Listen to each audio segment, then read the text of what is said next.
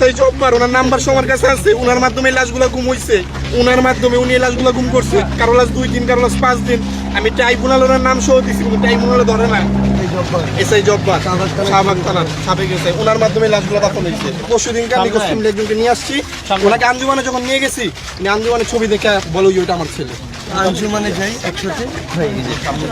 আর আঞ্জুমানের যে আর বাকি যে ছবিগুলো আছে ওগুলো চেহারা চিহ্নিত করা যায় না। সবকিছুতে আমার এই সেলিব্রিটি আছে। আমি এই সেলিব্রিটি আমি তো অনেক এই যে দাম 32 এই যে নিয়ে আছে আমার শাখা কিনা যেতে বলে সেদিন। কিন্তু আজ পর্যন্ত আমরা এটার কোনো ইয়া পাইনি। পরে কি হচ্ছে আপনি মানে ভাইকে এভাবে ইয়াটা পাইছিলেন? জি, লাশ পাইছে, লাশ পাই জায়গায় মাটি দিয়েছি। জি, জাস্ট একটা জিনিস বলবো, উনি তো হচ্ছে মা, আমাদের ছবিগুলো দেখা উচিত, এগুলো কখনোই দেখা উচিত না। যেই 5 তারিখে মারা গেছে, 6 তারিখে না শরৎ দিতে দেয়া গেছে। যেই খুনি কারো সন্তানকে সন্তান মনে করে নাই, মাকে মা মনে করেনি, বাবাকে বাবা মনে করেনি, ওই খুনি কিভাবে বাংলাদেশে ওই খুনির জায়গা হয়? মানে ওই খুনি যদি বাংলাদেশে কোনোভাবে আসে, তাহলে একমাত্র একটা কারণে আসবে, সেটা বিশ্বের মঞ্চে দাঁড়ানোর জন্য।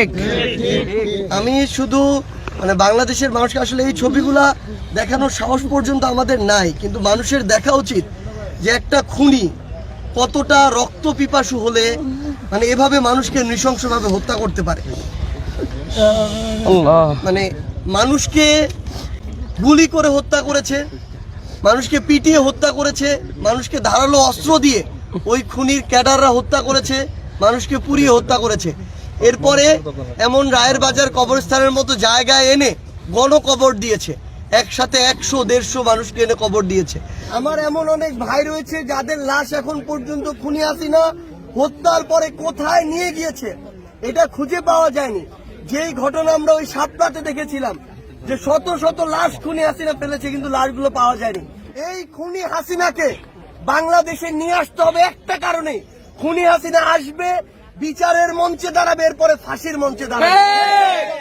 এই বিচার এই অন্তর্বর্তীকালীন সরকার সময় করতে হবে, এবং যে সময়টুকু এই সরকারের আছে নির্বাচনের আগেই খুনি হাসিনাকে বাংলাদেশে নিয়ে এসে ফাঁসির মঞ্চে নিতে হবে।